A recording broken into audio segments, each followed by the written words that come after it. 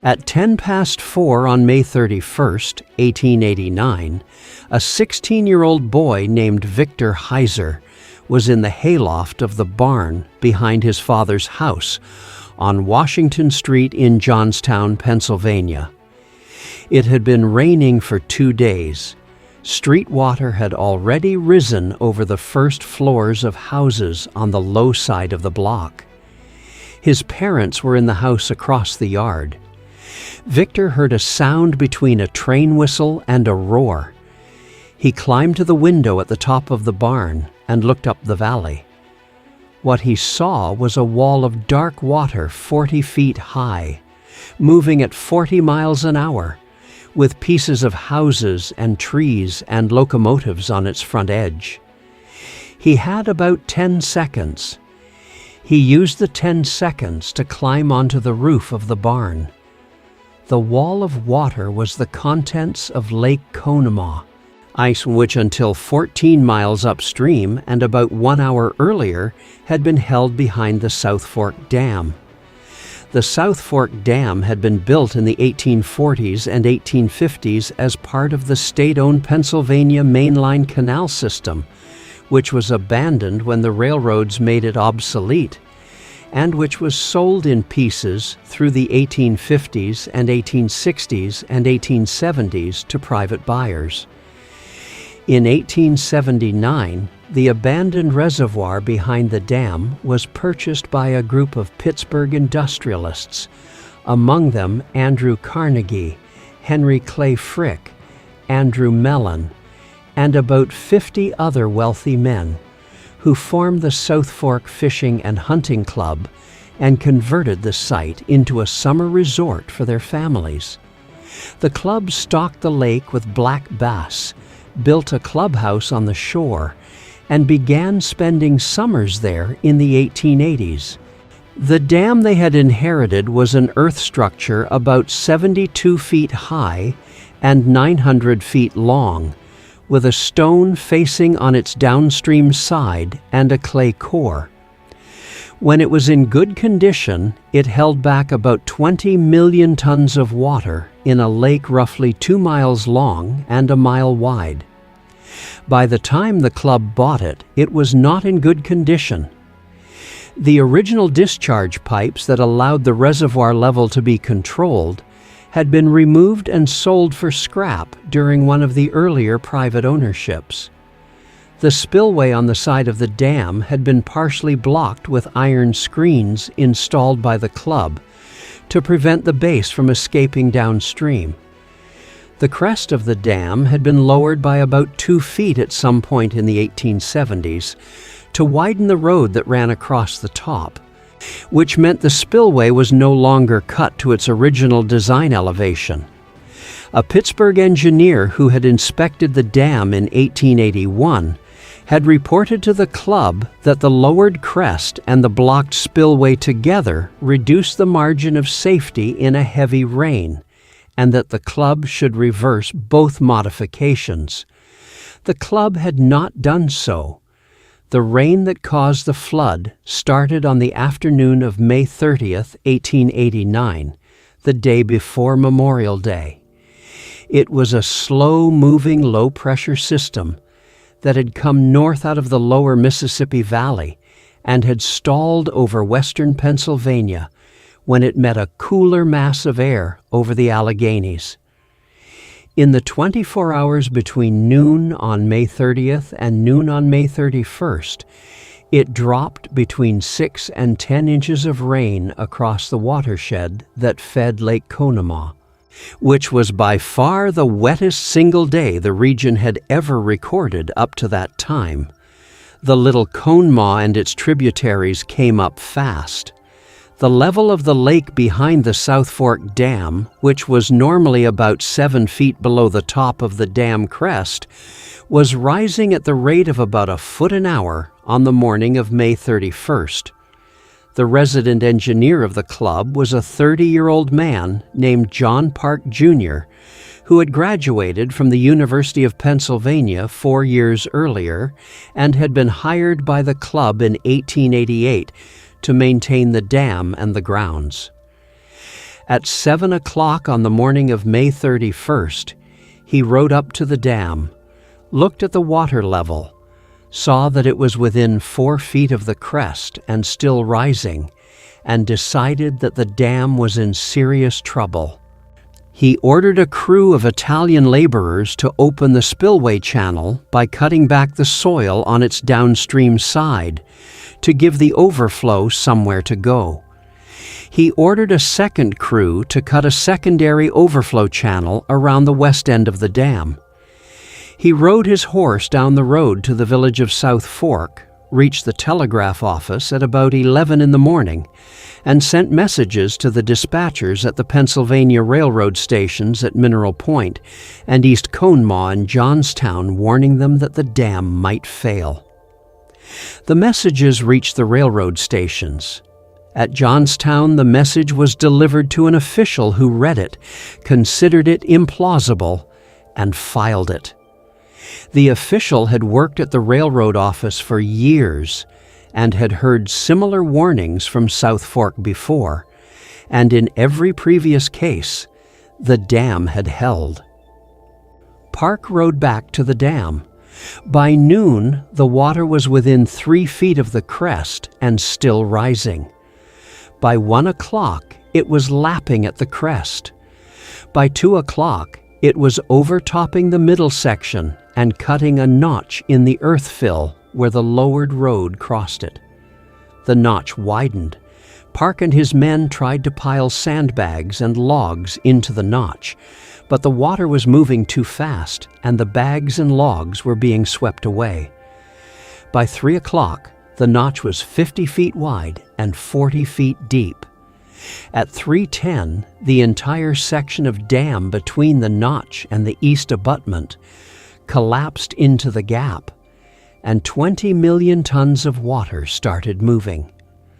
The discharge at the moment the dam broke was comparable to the flow of the Mississippi River at its mouth. Most of the lake emptied in about 36 minutes. The peak discharge during the first 10 minutes, according to calculations made later by the Army Corps of Engineers from the measured width of the breach and the drop in lake level, was somewhere around 420,000 cubic feet per second. For comparison, the average flow of the Niagara River over Niagara Falls is about 85,000 cubic feet per second. The water moving down the valley of the Little Conemaugh on the afternoon of May 31st, 1889, was carrying roughly 5 times the flow of Niagara Falls, and it was carrying it through a narrow mountain valley with walls close enough together that the water was funneled into a single moving wall rather than spread out as a sheet. The wall traveled 14 miles down the valley in about 57 minutes, which works out to an average speed of 15 miles per hour, though its speed varied from about 40 miles per hour in the narrower sections to about 10 in the wider ones. It picked up debris as it went. The first village in its path was South Fork itself, where about 30 houses on the low ground were swept off their foundations. Mineral Point went next, most of the village destroyed, and about 16 people killed. At East Conemaugh, the wave picked up about 50 locomotives from the Pennsylvania Railroad's maintenance sidings and carried them downstream like so many fish corks. At the iron works in Woodvale, about 314 people were killed in 10 minutes, and the molten slag and the pickling acid and the coal from the works were added to the debris already being carried. By the time it reached the edge of Johnstown at about 7 minutes past 4, it was a moving mountain of water, mud, lumber, iron, fire, and bodies, 40 feet high and a quarter of a mile wide. Victor Heiser, on the roof of his father's barn on Washington Street, was one of the first people in the main city to see it coming and survive to describe it. He said in his autobiography, published in 1936, that the wave did not look like water. It looked like a hillside that was somehow moving. He saw the houses across the street from his own disappear in the space of a second, not knocked over, but simply erased. His own house and the house next to it disappeared in the same second. His father and mother were inside his own house at that instant, and Victor never saw either of them again, and their bodies were never recovered. The barn he was standing on was torn off its foundation by the water, but did not immediately disintegrate, because the water was moving so fast and so solidly that the barn was lifted and carried on the current rather than broken up against it. Victor rode the barn roof for about a mile downstream, holding onto a wooden ridgepole, jumping from the barn to a piece of a neighbor's house at one point, and from that piece of house to a passing mattress, and from the mattress back to another roof. He landed finally against a large brick building that was still standing on the east side of town. He climbed in through a second-floor window and spent the night there with about 24 other survivors, all of them wet and most of them injured. Another survivor of the main wave was a 6-year-old girl named Gertrude Quinn, whose family lived on Main Street in a 3-story brick house that disintegrated around her in the first few seconds of the impact. Gertrude's nurse had tried to carry her up to the 3rd floor when the water came in through the front windows on the 1st floor, but the nurse was swept away in the stairwell, and Gertrude was thrown out of a 2nd-story window into the open water on top of a wooden mattress. She floated for about 20 minutes on the mattress, through what had been her city and was now a moving field of debris, until a man named Maxwell McCachran, who was riding on a piece of broken roof nearby, saw her and threw her across the gap of churning water to 2 men on a lower section of roof who caught her and held her until the current slowed. McCachran did not know Gertrude. Gertrude did not know him. Her father and one of her brothers survived the flood. Her mother and 3 of her siblings did not. She wrote her own account of the rescue in a memoir published in 1936, the same year as Heiser's, and she noted that she had looked for McCachran for 30 years afterward without ever finding him, because she had wanted to thank him, and by the time she located him through a newspaper inquiry, he had died the year before. The flood reached its maximum extent in Johnstown at about 20 minutes past 4, and then started to drain into the lower part of the Stony Creek and out of the valley. Within about 40 minutes, the center of the city was a sea of debris 3 stories deep. The most immediate threat after the water subsided was a fire at the old stone bridge, a Pennsylvania Railroad viaduct across the Conemaugh at the south end of town. Wreckage had piled against the bridge as the water hit it.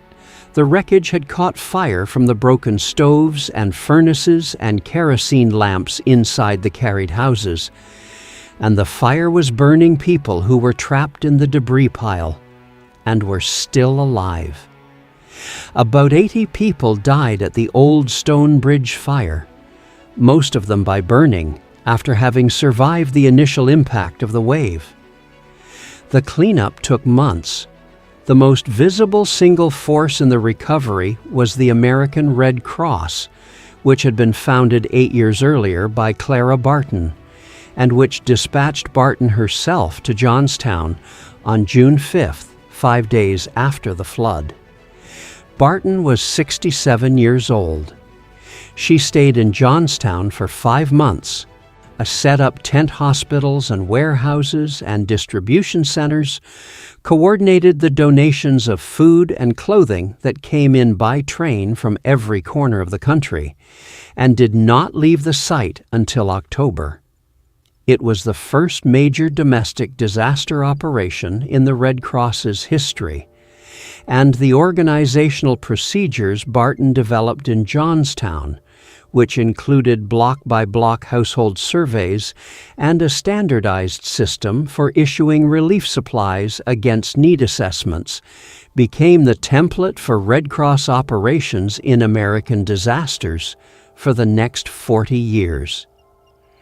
When Barton finally left Johnstown in October, she wrote in a letter to a friend that she had seen many terrible things in her life, including the battlefields of the Civil War, and that Johnstown was worse than any of them, because the battlefields had at least been the consequence of a decision by human beings to fight, and Johnstown had been the consequence of a decision by a small number of human beings not to maintain a dam. The final death toll was 2,209 people, counted by a commission that worked for 6 months after the flood, going through bodies and missing person reports. The figure included 99 entire families in which no member survived. 396 children under the age of 10 were killed.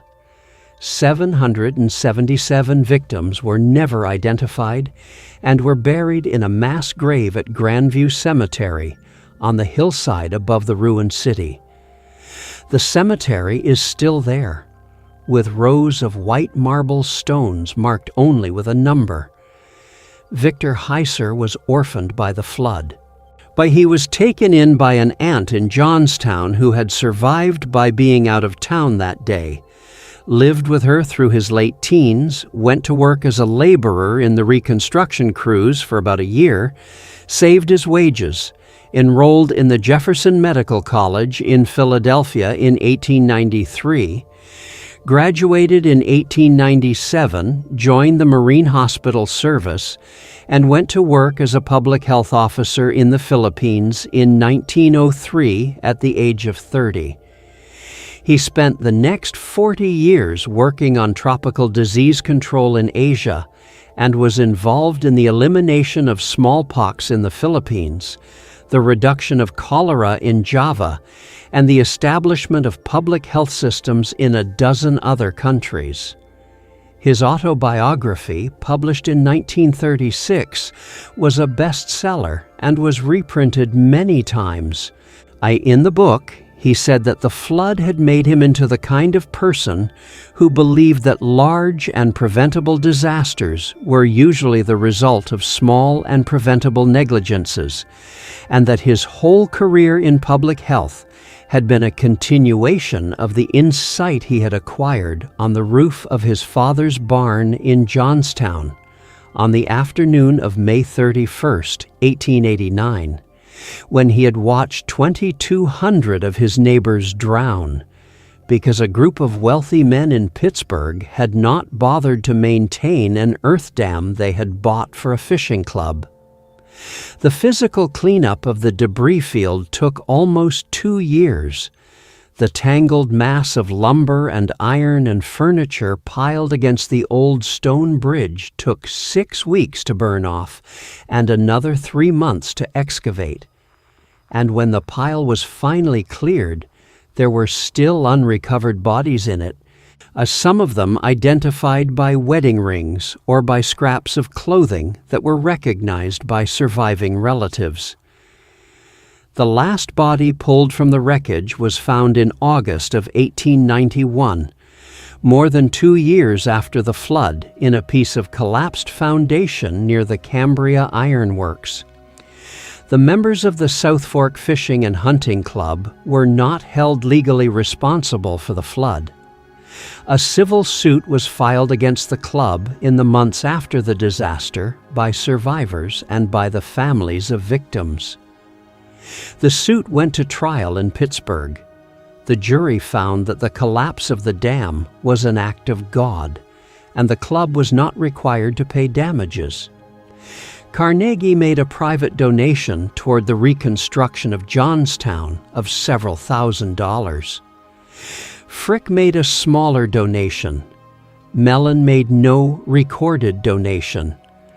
The clubhouse on Lake Conemaugh, which had been above the waterline and was undamaged, was briefly reopened as a resort, then sold off, then abandoned. It burned in the 1930s. The site of the dam is now a National Park Service unit, the Johnstown Flood National Memorial, where visitors can walk along the top of the remaining abutments and look across the empty valley where the lake used to be and see the distance the water had to travel before it reached the place where Victor Heiser was shoveling hay. Heiser died in New York in 1972 at the age of 99.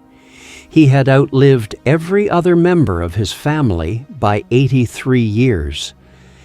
Every other resident of his block by the same 83 years, and almost every other witness to the flood of 1889.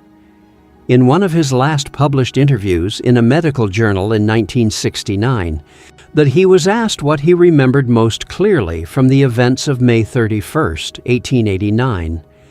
He said that what he remembered was the 10 seconds he had on top of the barn before the wave arrived.